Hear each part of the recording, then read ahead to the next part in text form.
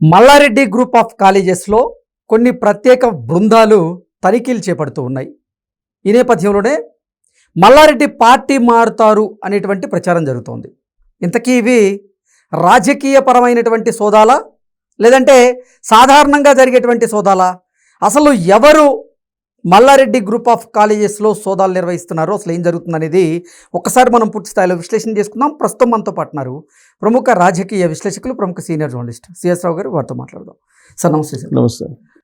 Mallareddy group of కాలేజెస్లో కొన్ని ప్రత్యేక బృందాలు సోదాలు నిర్వహిస్తూ ఉన్నటువంటి క్రమంలో ఇప్పుడు మల్లారెడ్డి గారు పార్టీ మారుతారనేటువంటి ప్రచారం జరుగుతోంది. ఇంతకీ ఆ సోదాలకి రాజకీయానికి ఏదన్నా సంబంధం ఉందా?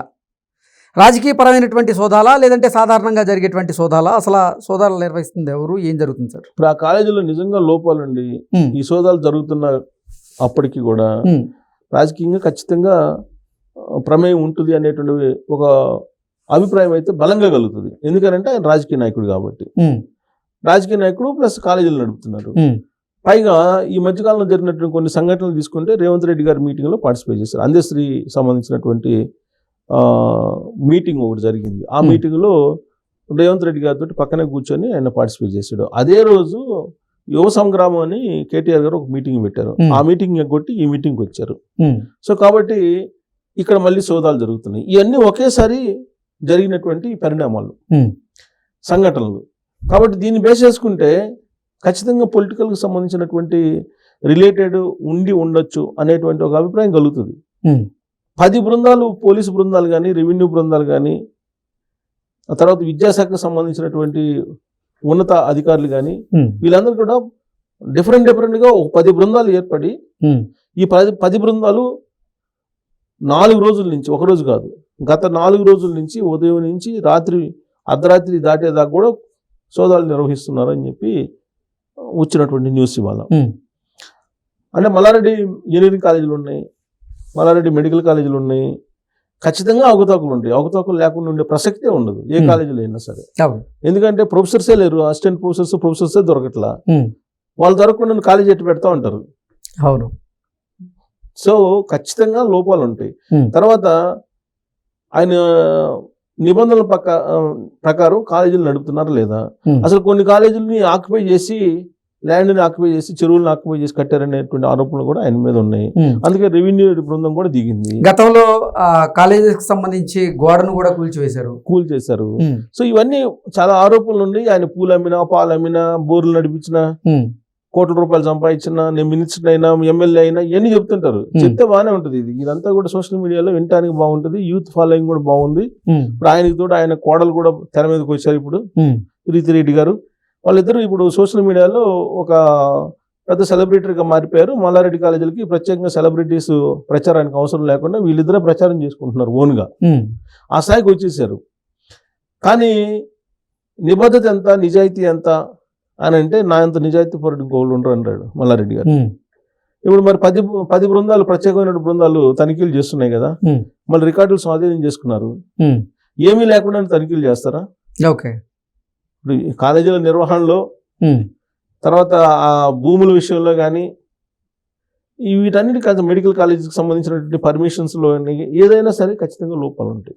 లోపాలు లేకుండా అయితే ఉండవు. ఓకే. సో ఆ లోపాలు బయటపడతాయి. ఇప్పుడు ఆ లోపాలు బయటపడతాయి అంటే కాంగ్రెస్ పార్టీలో చేరితే బయటపడవు. ఓకే.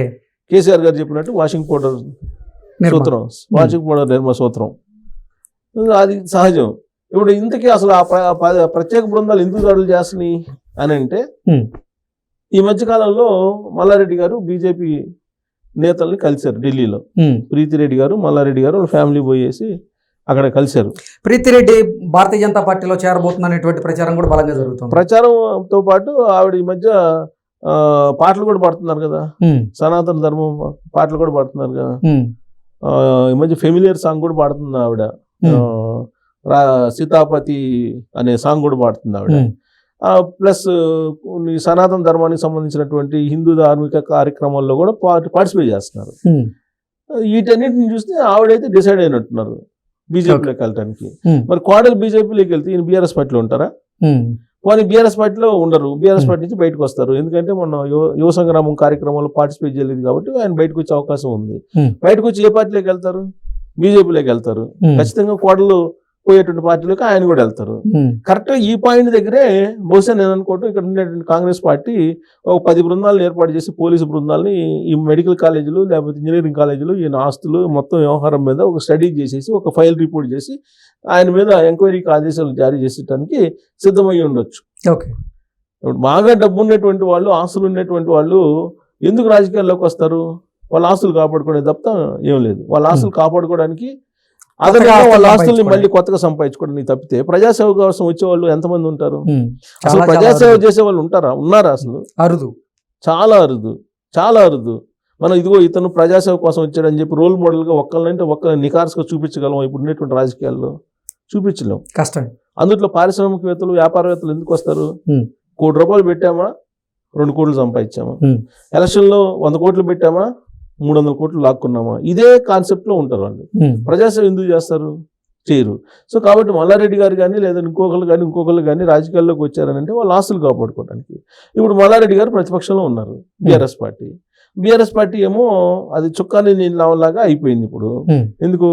కల్వకుంట్ల ఫ్యామిలీ ఒక ప్రతిపక్ష నాయకుడేమో ఫామ్ హౌస్ దాటరు, కవితనేమో సొంత పార్టీ పెట్టుకున్నారు దుకాణం, హరీష్ రావు గారేమో కేటీఆర్ గారు బొమ్మ లేకుండా ఆయన రైతు పాదయాత్ర ఇది చేస్తున్నారు, అదొక వివాదం. కేటీఆర్ గారు ఏమో యువ సంగ్రామం పెట్టారు, దాంట్లోనేమో హరీష్ కనపడరు, హరీష్ కటౌట్లు కనపడరు.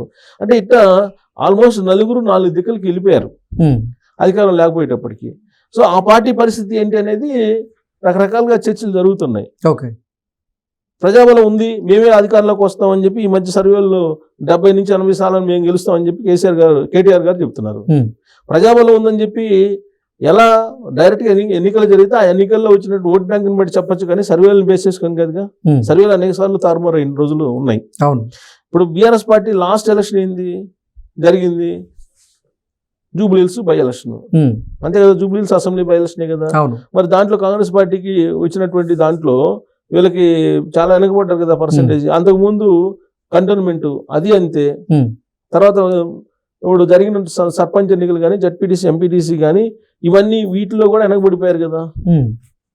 సో కాబట్టి బలంగా ఉన్నాము, 70-80 స్థానాలు ఉన్నారని ఎలా చెప్పగలరు? అసలు మీకు అసెంబ్లీ తర్వాత జరిగినటువంటి పార్లమెంట్ ఎన్నికల్లో వచ్చింది 18% ఓట్ బ్యాంకు. బలంగా ఉన్నారని ఎట్లా చెప్తారు? సర్వేలు చెప్తారు. సర్వేలు క్రైటీరియా కాదు కదా. ఇప్పుడు రేపు గ్రేటర్ హైదరాబాద్ ఎలక్షన్ వస్తుంది, గ్రేటర్ హైదరాబాద్ ఎలక్షన్లో నువ్వు పార్టిసిపేట్ చేసి సంపాదించే ఓట్లను బట్టి ఈ పార్టీ ఎంత స్ట్రెంత్ ఉందని చెప్పి ఒక అంచనాకు రావచ్చు. అంతే తప్ప సర్వేలను పెట్టి రాదు కదా. సర్వేలు పెట్టి వచ్చే పని అయితే ఎవరు సర్వేలు వాళ్ళు చేసుకుంటారు. ఇప్పుడు రేవంత్ రెడ్డి గారు కూడా 10 సంవత్సరాలు నేనే ఉంటాను ముఖ్యమంత్రి అంటున్నారు. మరి సర్వే కూడా అదే చెప్తుంది అంటున్నారు. సర్వే అదే చెప్తుంది, చరిత్ర కూడా అదే చెప్తుంది అని చెప్పి ఆయన ఒక చరిత్ర తీస్తున్నారు. సో కాబట్టి వాటిని క్రైటీరియా తీసుకోలేము మనం. అందుకే ఆ పార్టీలో ఉండేటువంటి వాళ్ళు మల్లారెడ్డి గారితో పాటు ఇంకొక 5-6 పార్టీని వీడే అవకాశం ఉందనేది వినిపిస్తుంది. సరే, పార్టీని వీడి ఎక్కడికి వెళ్తారు? సేఫెస్ట్ లాంచింగ్ అయితే ఉండాలిగా. ఈ సేఫెస్ట్ లాంచింగ్ లో బీజేపీ కనపడుతుంది. ఇప్పుడు నరేంద్ర మోడీ గారు వస్తారట, ఈ వారము వచ్చే వారము వస్తారండి ఇక్కడికి. ఇప్పుడు ఆల్రెడీ 2-3 బీజేపీ అగ్రనేతలు వచ్చెళ్ళారు.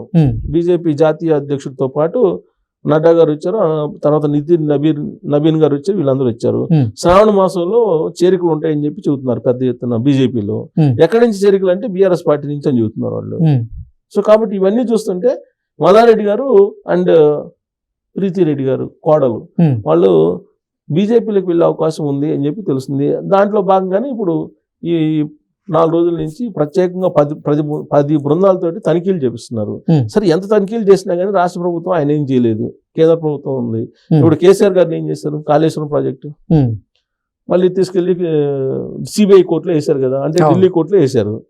సో కాబట్టి అంతిమంగా ఢిల్లీ బీజేపీ పెద్దలు అండున్నంత వరకు ఎవరు అరెస్ట్ గారు ఏమి జరగదు. ఎన్ని కేసులు ఉన్నాయి. ఇప్పుడు జగన్మోహన్ రెడ్డి గారు చూస్తున్నాం కదా. సో ఇవన్నీ చూసిన తర్వాత మల్లారెడ్డి గారికి సేఫెస్ట్ ప్లేస్ ఏంటి బీఆర్ఎస్ కాకుండా అంటే భారతీయ జనతా పార్టీ కనపడుతుంది. ఎలాగైనా సరే ఇలాంటి కేసులు పెట్టో లేకపోతే ఇలాంటి తనిఖీలు చేసో ఒకవేళ కాంగ్రెస్ పార్టీలోకి వస్తే తీసుకుందాం అనేటువంటి ఆలోచన సహజంగా ఉంటుంది. బలమైనటువంటి నాయకుడు, ఆర్థికంగా బలంగా ఉన్నాడు కాబట్టి ఆ ప్రయత్నం వాళ్ళు చేస్తున్నారు. కానీ ఆ ప్రయత్నం ఫలిస్తుందా అని అంటే అంత ఈజీగా ఫలించకపోవచ్చు. ఎందుకంటే బీజేపీ వల్ల ప్రమేయం, కొంచెం అభయహస్తం ఇవన్నీ ఉన్నాయి కాబట్టి. సరే, ఈ లోపు ఏదో కొండకి ఎంట్రీ వేస్తున్నారు. వస్తే మల్లారెడ్డి గారు, లేదంటే ఎంటుక అన్నట్టు ఉంది. సో కాబట్టి ఇవన్నీ కూడా పొలిటికల్ రిలేటెడ్ సంబంధించిన ఇష్యూస్ కిందనే తీసుకోవాలి మనం. Okay sir, thank you.